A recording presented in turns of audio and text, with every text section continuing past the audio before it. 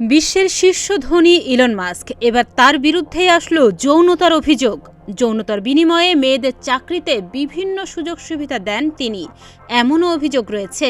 এ খবর নিয়ে তোলপাড় চলছে পশ্চিমা দুনিয়ায়। মার্কিন সংবাদ মাধ্যম দ্য ওয়াল স্ট্রিট জার্নালের এক প্রতিবেদনে বলা হয়, ইলন মাস্কের বিরুদ্ধে যৌন সম্পর্কের প্রস্তাব দেওয়ার অভিযোগ এনেছেন তারই কোম্পানিতে চাকরি করা কয়েকজন নারী কর্মী। ওই প্রতিবেদনে বলা হয়, এক ইন্টার্ন কর্মীর সঙ্গে তিনি যৌন সম্পর্ক স্থাপন করেছিলেন। এছাড়া সদ্য স্নাতক শেষ করা শিক্ষার্থীকে সিসিলির একটি রিসোর্টেও তিনি নিয়ে গিয়েছিলেন।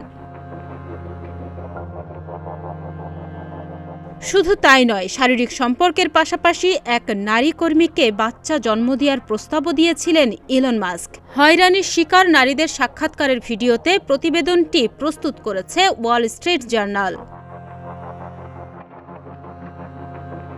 নারী কর্মীরা জানান, মাস্ক তাদের দিকে অস্বাভাবিক মনোযোগ দিতেন। ইলন মাস্কের মালিকানাধীন টেসলা ও স্পেস এক্স উভয় প্রতিষ্ঠানে তিনি এমন সংস্কৃতি গড়ে তুলেছেন যা নারী কর্মীদের জন্য অস্বস্তিকর। 2016 সালে টেসলা থেকে অব্যাহতি নেওয়া এক নারী জানিয়েছিলেন, মাস্ক তাকে যৌনতার বিনিময়ে রেসিং ঘোড়া কিনে দেওয়ার প্রস্তাব দিয়েছিলেন। কর্মক্ষেত্রে যৌন হয়রানিমূলক কৌতুক করা ছিল মাস্কের প্রতিষ্ঠানের একটি নিয়মিত ঘটনা।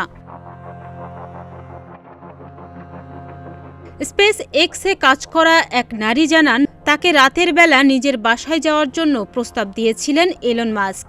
এমনকি ওই নারীকে একাধিক মেসেজও পাঠান টেসলার এই প্রধান নির্বাহী।